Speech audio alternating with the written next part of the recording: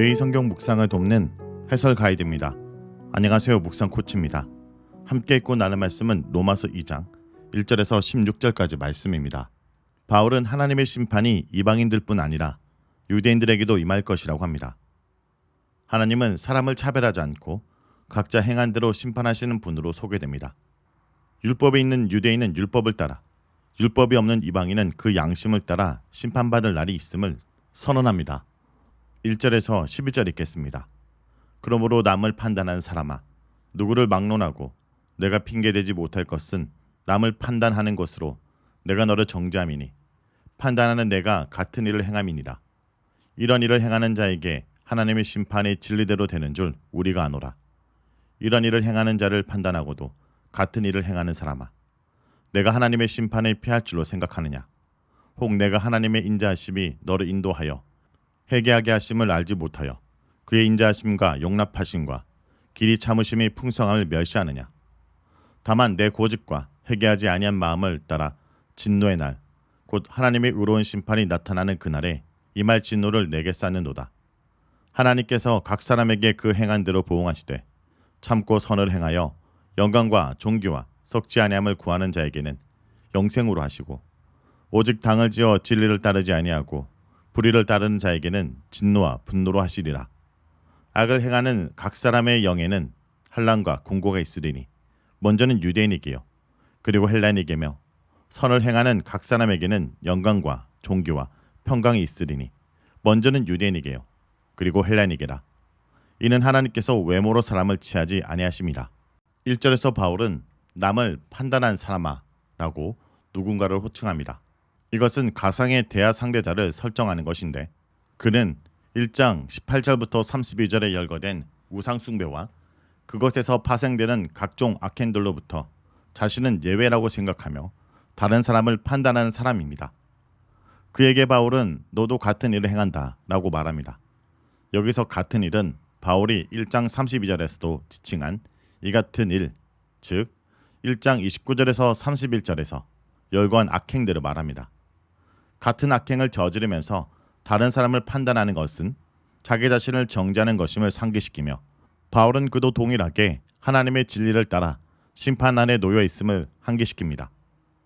이방인들이 저지른 악행을 판단하면서도 자신은 하나님의 심판을 면할 것이라 여긴다는 점에서 남을 판단한 사람아라고 일컫는 이 가상의 대하 상대자는 선택받은 언약 백성의 지위를 의식하고 있는 유대인 또는 윤리와 도덕 등을 가르치며 남들보다 도덕적으로 우위에 있다라고 생각하는 사람일 수도 있습니다. 자, 그러나 바울은 그들이 동일한 일을 행하는 이상 그들도 심판받을 것이라 말합니다. 4절에서 바울은 의도적으로 하나님과 이스라엘 사이에 맺은 언약 관계를 묘사하는 단어들을 집중적으로 사용합니다.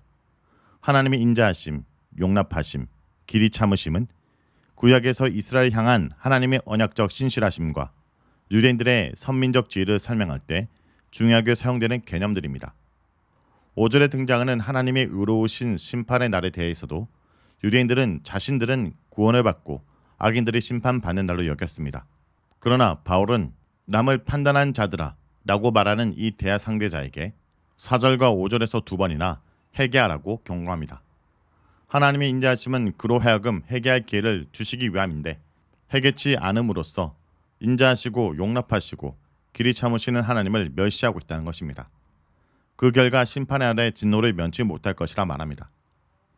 6절에 하나님께서 각 사람에게 그 행한 대로 보응하신다는 생각은 시편 62편 12절과 잠언 24장 12절에 대한 인용으로 유대인들과 신약 저자들에게서 보편적으로 발견되는 생각입니다. 7절에서 10절은 6절을 확장하여 설명합니다. 이 단락의 언어들 또한 하나님이 이스라엘과 맺으신 언약의 약속들을 상기시킵니다. 참고 선을 행하는 자는 영원한 생명을 얻고, 하나님의 진리를 떠나 자기 중심적으로 의롭지 못한 삶을 사는 자는 하나님의 진노 아래 놓이게 됩니다. 이것은 신명기 28장에서 30장에 모세를 통해 주신 복과 저주, 생명과 사망의 약속과 계를 같이 합니다. 9절에서 10절은 7절에서 8절의 내용을 다른 언어로 되풀이하면서 이러한 원리가 유대인과 이방인 모두에게 동일하게 적용된다는 점을 강조합니다. 9절과 10절 모두에 등장하는 먼저는 유대인에게요 라는 표현은 유대인들이 이 언약의 약속을 먼저 받은 자들이었음과 유대인이라고 해서 그들의 악행에 대한 하나님의 진노를 피할 수 없음을 동시에 말해줍니다. 7절과 10절에서 바울은 선을 행하는 삶이 영광과 존귀, 썩지 않음과 평화에 이르게 된다는 점을 분명히 합니다. 영광과 존귀라는 표현은 시편 8전에서 하나님이 인간에게 허락한 종말의 약속을 떠올리게 합니다.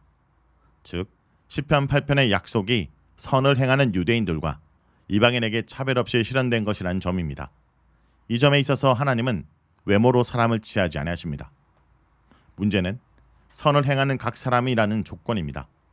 바울이 말하는 선한 행위란 예수를 주로 고백하고 성령을 받은 자들에게서 나타나는 자연스러운 삶의 열매입니다. 그런 점에서 선한 행위는 로마서 1장 5절의 믿음의 순종과 같은 개념입니다. 12절에서 16절에 읽겠습니다. 무릇 율법이 없이 범죄한 자는 또한 율법 없이 망하고 무릇 율법이 있고 범죄한 자는 율법으로 말미암아 심판을 받으리라. 하나님 앞에서는 율법을 듣는 자가 의인이 아니요 오직 율법을 행하는 자야 의롭다 하심을 얻으리니 율법 없는 이방인이 본성으로 율법의 일을 행할 때에는 이 사람은 율법이 없어도 자기가 자기에게 율법이 되나니 이런 일들은 그 양심의 증거가 되어 그 생각이 서로 혹은 고발하며 혹은 변명하여 그 마음에 새긴 율법의 행위를 나타내느니라. 곧 나의 복음에 이른 바와 같이 하나님이 예수 그리스도로 말미암아 사람들의 은밀한 것을 심판하는 그날이라. 하나님으로부터 선택받고 율법을 소유하고 있다는 이유만으로 자신들은 하나님의 심판으로부터 제외될 것이라 생각하는 유대인들과 대화는 계속됩니다. 바울은 로마서에서 2장 12절에 이르러서야 드디어 로모스, 즉 율법이란 단어를 처음으로 사용합니다. 바울은 여기서 율법을 지닌 선민 유대인과 율법이 없는 죄인 이방이라는 유대인들의 정통적 구분을 벗어납니다. 2장 1절에서 11절의 단락, 나아가 1장 18절에서 32절 단락에서도 중요하게 사용된 범죄하다와 심판받다라는 단어는 12절에서도 사용되면서 12절에서 16절 단락을 앞단락과 연결시켜줍니다. 율법의 소유 여부와 상관없이 범죄한 자들은 모두 망하고 심판을 받을 것입니다. 12절에서 사용된 동사 범죄하다라는 것은 단순히 도덕적 기준을 어기는 행위를 넘어서서 신의 뜻을 거역함으로써 그와의 관계를 깨트린다는 의미로 유대인들과 그리스 로마인들에게 모두 널리 사용된 단어입니다. 13절에서 바울은 율법 아래 사는 유대인들을 향하여 말합니다. 의인, 곧 정상적인 하나님의 언약 백성은 단순히 율법을 듣는 자가 아니라 율법을 행하는 자입니다. 이것은 구약에서도 마찬가지입니다. 신명기 28장에서 30장이 말하는 대로 하나님의 선택과 은혜를 받은 이스라엘 백성이라고 해서 율법을 지킴으로써 스스로 생명과 복을 선택해야 할 책임마저 면제받는 것은 아닙니다. 그 율법이 중심이 되는 언약 체계 속에서 신실하게 머물러 있어야 할 책임이 유대인들에게도 주어졌습니다. 그래서 13절에서 사용된 의롭다 하심을 얻는다 라는 동사는 미래 시제로 표현되어 있습니다.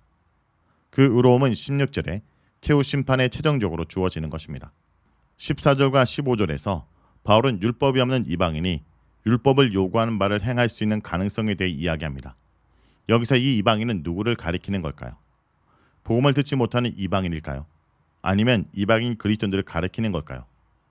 만일 전자라면 10절과 함께 율법이 없는 이방인 가운데서도 율법이 요구하는 바를 행하여 구원에 이르는 사람이 있다는 의미로 들리게 되는데 그것은 문맥과 잘 어울리지 않는 해석입니다. 10절뿐 아니라 14절과 15절을 이방인 그리스도인에 대한 설명으로 보는 것이 자연스럽습니다. 14절의 본성으로 선행 구절을 연결해 보면 날 때부터 율법 없는 이방인이 율법에 요구하는 바를 행할 때에는 이라는 의미가 됩니다. 이것은 2장 27절에서 본래 무엘레자가 율법을 온전히 지키면 이라는 구절과 병행을 이룹니다. 또한 로마서 전체에서 볼 때 바울은 이방인들이 예수 그리스도의 사역과 성령의 도우심을 통해 율법이 요구하는 바를 이루게 되었다는 점을 주장합니다. 이 사람들에게는 율법이 없어도 자기가 자기에게 율법이 되는데 이를 15절에 추가적으로 설명하고 있습니다. 15절의 헬라 원문은 이방인들이 마음이 새겨진 율법의 행위를 나타낸다 라는 구절로 시작합니다. 여기서 마음에 새겨진 율법의 행위는 예레미야 31장에 새 언약 백성에게 임할 성령의 역사를 상기시킵니다. 이것은 14절과 15절에 언급된 이방인이 새 언약 백성임을 보여주는 또 다른 증거이기도 합니다. 15절의 내용은 16절의 최후 심판의 문맥에서 읽는 것이 좋습니다. 그리스도를 재판관으로 세워 하나님이 심판하실 때 이방인 그리스도인들의 양심이 증거가 되어 그들이 율법의 요구를 이룬다는 것을 증거합니다. 이 모든 논의를 통해 바울은 율법이 없는 이방인들도 율법의 요구를 이룰 수 있게 된다는 점과 율법을 지니고 있다는 사실 자체가 유대인들에게 더 이상 특별한 지위를 부여하지 않는다는 점을 전달하려고 합니다. 16절은 바울의 복음이 심판의 내용을 포함하고 있다는 점을 보여줍니다. 자, 여기까지가 로마서 2장 1절에서 16절까지 말씀입니다. 오늘 말씀을 통해 우리는 무엇을 묵상하고 적용해야 할까요? 하나님의 심판에는 예외가 없습니다. 하나님은 각 사람이 행한 대로 보응하실 것입니다. 하나님의 용서와 자비를 수용하고 회개에 합당한 열매를 맺는 사람과 구집스럽게 회개하지 않는 자가 맞이할 운명은 다릅니다. 이것은 행위 구원을 이야기하는 것이 아니라 하나님의 은혜를 수용하여 주 오실 그날까지 참고 선을 행하여 영광과 존귀와 썩지 않음을 구하는 삶으로 믿음을 표현하는 자는 이 땅에서부터 영원한 하늘나라에 이르기까지 영생을 누릴 것입니다. 반대로 당을 짓고 진리를 따르지 않으며 도리어 불의를 따르는 자들은 하나님의 진노와 분노를 자아낼 것입니다. 그것이 유대인이라고 더 봐주고 이방이라고 더 엄격하지 않을 것입니다. 율법에 있는 유대인들은 율법의 기준을 따라, 율법이 없는 이방인은 양심을 따라 심판하실 것입니다. 외모로 사람을 취하지 않으시는 하나님께서 율법의 소유 여부를 심판의 근거로 삼지 않으시고 율법의 정신을 따라 사는지 여부를 따라 심판하실 것입니다. 성도 여러분, 하나님의 판단을 수용하지 않으면 하나님을 판단한 자가 됩니다. 오늘 우리가 말씀에 귀를 기울이지 않는다면 오로지 자신의 기분과 필요에 따라 판단하게 될 것입니다. 선과 악의 기준이 무너진 다원주의 시대에 그 어느 때보다 판단의 기준으로서 하나님 말씀의 권위가 필요하다는 것을 잊지 말고 하나님의 엄중한 심판 앞에서 자신의 현실을 인정하고 말씀을 따라 우리 구주 예수 그리스도 앞으로 나아가는 주의 백성들이 되길 간절히 기도드립니다.